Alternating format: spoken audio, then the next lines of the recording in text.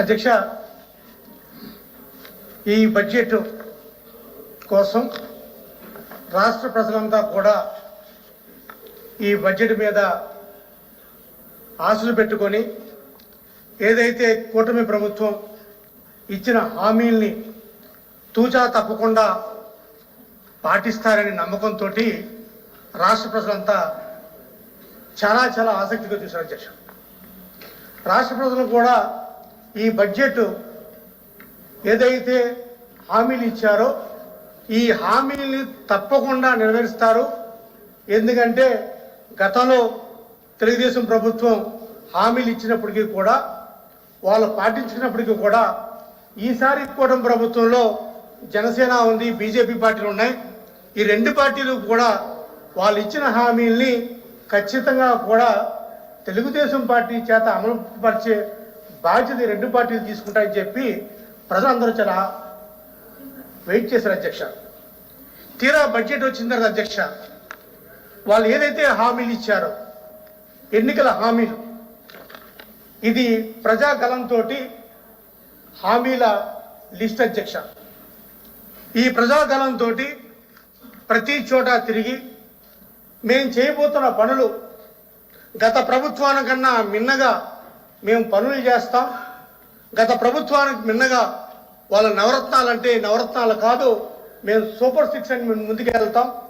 Super six అనే కాదు, అనేక హామీలతోటి మేము చేసే బాధ్యత నాది, నమ్మండి అని చెప్పి ప్రజాకాలంలో నాయకులు, ఆ రోజు నాయకులైన చంద్రబాబు నాయుడు గారు కావచ్చు, పవన్ కళ్యాణ్ గారు కావచ్చు, అనేక సభల్లో ప్రజలు చెప్పారు అధ్యక్ష.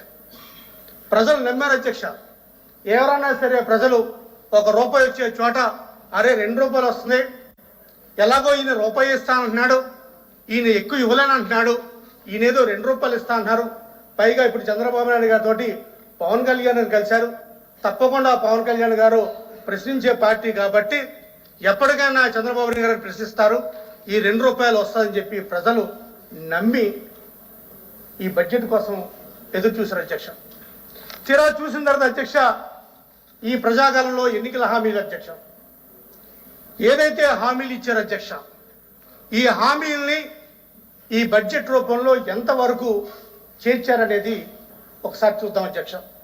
అధ్యక్ష, ముందుగా సూపర్ సిక్స్ అధ్యక్ష, ఏదైతే వీళ్ళు హామీలు చెప్పారో బాబు షూరిటీ, భవిష్యత్తు గ్యారంటీ, ఈ పాంప్లెట్ తోటి ప్రతి ఇంటికి వెళ్ళి ఏది చేసినా చేయకపోయినా ఈ 6 కార్యక్రమాలు మేము చేస్తామని చెప్పి ప్రజల్ని నమ్మించి ద్రోహం చేశారు అధ్యక్ష. ద్రోహం అన్నమాట అనొచ్చో కాదో తెలియదు కానీ ప్రజల్ని నమ్మించేటట్టు చేశారు అధ్యక్ష. ఇప్పుడు ఏమైంది అధ్యక్ష? 8 నెలలు అయిపోయింది అధ్యక్ష, 6 నెలలు అయితే అయిపోయింది అధ్యక్ష. 2 ఓట్ కార్డ్ అకౌంట్లు చేశారు అధ్యక్ష. చేసిన తర్వాత అధ్యక్ష మీరు కూర్చోండి శ్రీకాంత్ కూర్చోండి